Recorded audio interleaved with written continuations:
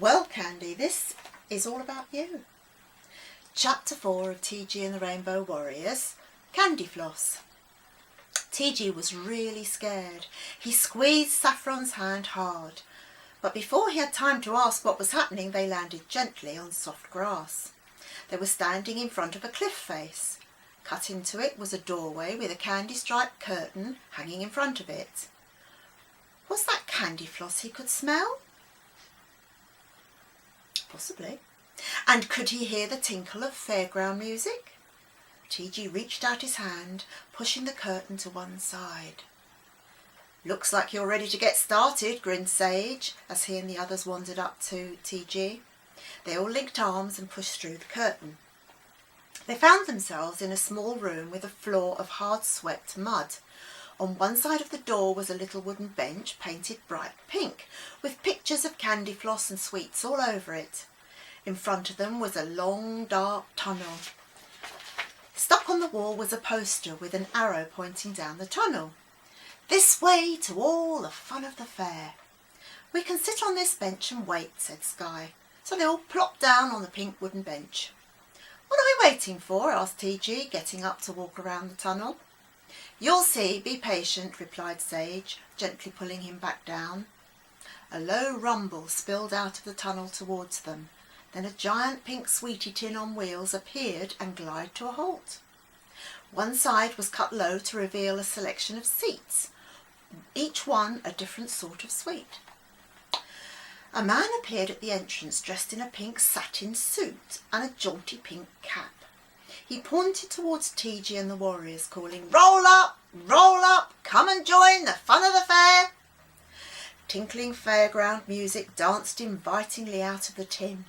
Sky jumped aboard and sat on the lap of an enormous jelly baby. Sunray followed, choosing an orange licorice allsort. TG clambered up into the tin and threw himself into a big, fluffy, bouncy marshmallow seat. The other warriors joined them. Scarlet was just about to perch on a treacle toffee when the man in pink rang the bell, yelling, "Hold tight, we're off!" The tin lurched forward, throwing Scarlet to the floor. "Careful, young lady," shouted the man over the increasingly loud music. Scarlet picked herself up and plopped comfortably down next to TG. Then they were off, speeding through the tunnel towards the lively music and the tantalising smells of the fair. The air went rushing past their faces, turning the ground below into a blur. It was so exciting. The giant sweetie tin gradually slowed down and stopped just outside an enormous pink and white candy-striped tent, shaped like a giant humbug. The fairground noises were louder and the smells stronger. TG was starving. Giant humbug, all alight here for the giant humbug," sang the man in the pink satin suit, waving his cap in the air. They all jumped out of their seats and sprang down onto the soft mossy grass of the fun fair. TG looked up at the giant humbug. Sweet music tinkled from it, and there was a steady flow of children going inside, eagerly dragging their parents behind them. "Cooey! Cooey! Hello, my little sweeties! Welcome back!"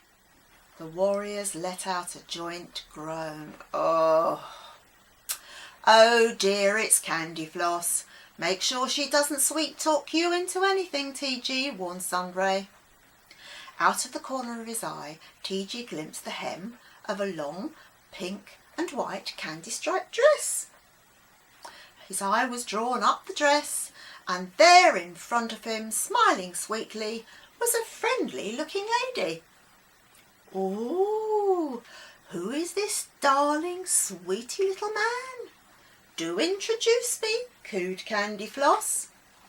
She had a plump round face and a wide full mouth, generously smeared with bright pink lipstick, contrasting starkly with flashing white false teeth that wobbled every now and again as she spoke.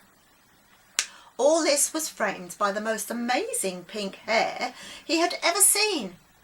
It looked like she had plonked a large lump of Candy Floss on her head. Around her rather ample waist she sported a white apron with all kinds of sweets sewn to it. "Well, what's your name, sugar?" she asked. "TG." "What a sweet name! Tell you what, TG, would you like me to take you on a tour of my giant humbug?" Uncertainly, TG looked at Skye. "It's your choice, TG." TG didn't know what to do. He adored sweets, but he didn't think the Rainbow Warriors would approve. "Come on, sugar. There's all sorts of lovely sweets in there. Sucky ones, chewy ones, crunchy ones, melty ones, gooey ones. They're all absolutely mouth-wateringly gorgeous, all made to my own special recipes. Come and give them a try." "If I go in, will you come with me?" TG asked the Rainbow Warriors. "I will if that's your choice, but I can't help you decide what to do," said Scarlet. "Yes, I'd like to have a look around. That can't hurt, can it?" "Of course not, sweetie," purred Candyfloss as she took TG by the hand and led the way through the entrance of the giant humbug. All of a sudden, she sat down on the floor with a thump. "Sweetie time! Go and get me one of those chocolate bars over there, please, TG. Not a toffee one, they're murder with me false teeth. And have one for yourself, if you like." TG went over to the stall she had pointed to and got a bar, choosing a chocolate frog for herself. For himself. He was starving, so he gobbled it down quickly, hoping Scarlet wouldn't notice. It was delicious. "Right, that hit the spot," mumbled Candyfloss through a mouthful of chocolate as she pulled herself up off the floor. "Off we go again. I'll take you up to see where we make all the sweeties." She led them up a spiral staircase, her pink hair bobbing gaily, candy skirts swishing around her legs. As he followed her up the stairs, with Scarlet following behind, TG took a quick peek at the Crystal Lady card. He was relieved to see that she looked just as she had before, so he can't have made a bad choice. The staircase led to a workroom full of vats of melted chocolate, enormous blocks of fudge, and loads of other yummy sweet ingredients. It was a hive of activity. All the helpers were busy making sweets and wrapping them in brightly coloured paper. Some of them were then put into beautiful little boxes and tied with a ribbon. "Do try anything you like," warbled Candyfloss. TG reached for a particularly tasty-looking piece of fudge and popped it into his mouth. After all, one wouldn't hurt, would it? Then he couldn't resist a curly stick of licorice. Suddenly everyone in the room, including Candyfloss, sat on the floor with a thump. "Sweetie time!" they all yelled, and all of them reached out for a sweet and popped it in their mouths at the same time. They stayed sitting for a while, sucking and chewing their sweets, with dreamy looks plastered across their faces. Then equally suddenly they all got up and started working again. TG found it all very funny. "Isn't this just the best place?" he mumbled to Scarlet through a sticky toffee. Just as he finished speaking, his face turned a weird shade of green, and his head started to swim. "I feel sick," he cried, and dashed for the stairs. Scarlet chased after him. When he hit fresh air, he bent over and was sick onto the grass. Chocolate, licorice, lumps of toffee, all churned up together. And was that a frog's leg floating in the middle? Oh, yuck, what a mess. He felt awful. It made him feel sick again just looking at the gooey puddle at his feet. "Are you cross with me, Scarlet?" TG asked shakily as he wiped his mouth with the back of his hand. Scarlet tilted her head to one side and looked at him sympathetically. "Should I be?" "Well, I suppose so. I made bad choices, didn't I?" With a jolt he remembered the Crystal Lady. Oh no, he'd been so carried away with the sweets he'd forgotten all about her. He guiltily reached into his pocket for the card. His heart sank. She was fainter and it even seemed like her smile wasn't as bright. "What can I do to make her come back?" TG asked Scarlet. "Well, it's good that you know that you've made bad choices.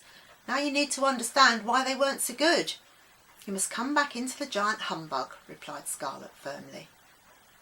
A lump rose into TG's throat. Just the thought of going back into the humbug made him feel sick. The very same smell that had lured him inside now repulsed him. He looked up pleadingly at her. "I can't go back in," he moaned. "You must, if you're to learn the lesson and save the Crystal Lady," Scarlet insisted. His lips trembled and he looked so sad and miserable that she took pity on him. "All right, I'll help you just this once." Taking out her Phyto-Jet, she adjusted the control and pointed at his head. "Close your eyes."